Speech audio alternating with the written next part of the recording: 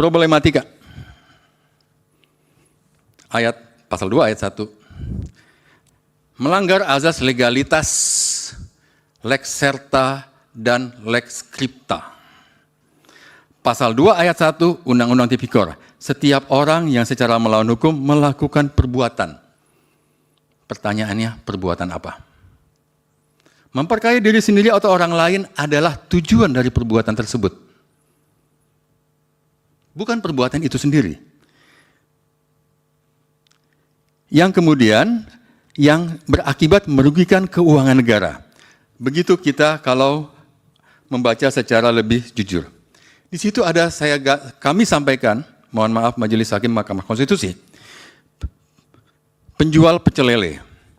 Apakah dia setiap orang? Iya. Apakah melawan hukum? Iya. Berjualan di trotoar. Perbuatannya?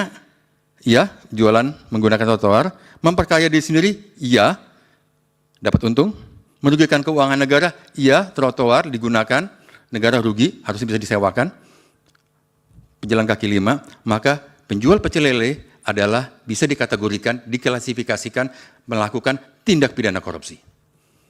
Ada perbuatan, memperkaya diri sendiri, ada melawan hukum, menguntungkan diri sendiri atau orang lain, merugikan keuangan negara.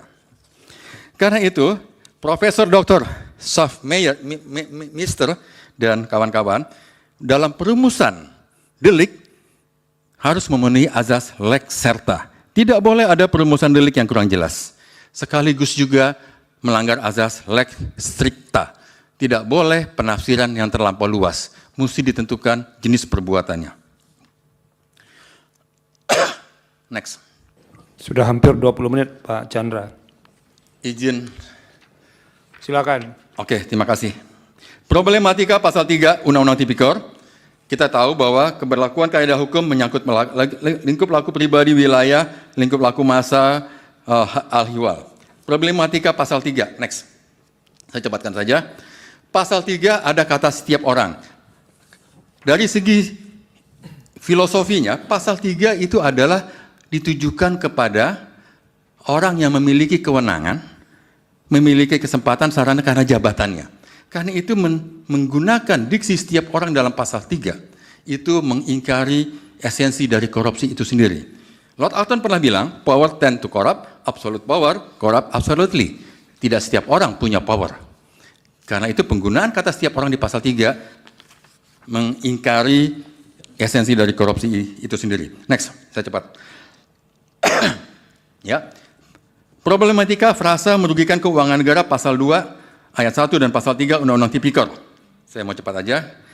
Bahwa dalam UNCAC tidak ada state loss. Saya mau koreksi, sampaikan. Jadi tidak ada kerugian negara dalam United Nations Convention Against Corruption yang kita akui sebagai norma berdasarkan Undang-Undang 7 tahun 2006.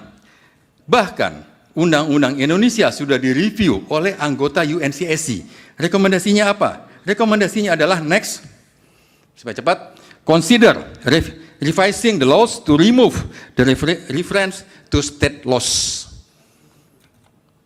Dan kita belum menjalankan ini. Saya nggak bacakan atasnya, mungkin nanti yang dianggap sudah dibacakan. Next. Problematika penggunaan pasal 2 dan pasal 3 dalam bantuan timbal balik dalam perkara pidana. Bantuan timbal balik berdasarkan Undang-Undang 1/2006, kemudian ada peraturan menteri, next saja supaya cepat. Next. Ya.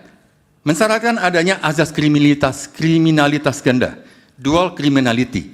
Pasal 2 dan pasal 3 tidak diakui oleh negara lain. Sepanjang saya jadi pimpinan KPK, saya tidak pernah menggunakan MLA, menggunakan pasal 2 dan pasal 3. Karena mereka menolak penggunaan pasal 2 dan pasal 3. Karena itu dianggap bukan sebagai offense. Next. Supaya cepat. Next. Ya. Kesimpulannya adalah, pasal 2 ayat 1 Undang-Undang Tipikor, kalau saya berpendapat untuk dihapuskan. Karena perbuatannya melanggar, rumusannya melanggar azas lex serta. Perbuatan apa yang dinyatakan sebagai korupsi? Kemudian yang kedua, merevisi pasal 3 Undang-Undang Tipikor dengan menyesuaikan dengan artikel 19 UNCAC yang sudah kita jadikan norma.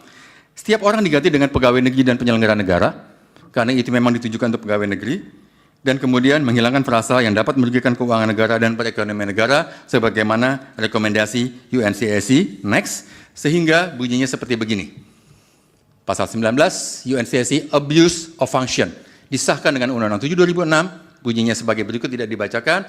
Setiap orang diganti dengan pegawai negeri penyelenggara negara, frasa yang dapat merugikan keuangan negara atau perekonomian negara itu dicoret, selain mengikuti perintah saran dari UNCSC, juga untuk menghindari korupsi adalah merugikan keuangan negara, karena ada Bapak yang terhormat Mahkamah Agung menyatakan pegawainya tidak korupsi karena tidak merugikan keuangan negara. Jadi ada salah kaprah di sana. Terima kasih. Wassalamualaikum warahmatullahi wabarakatuh. Terima kasih.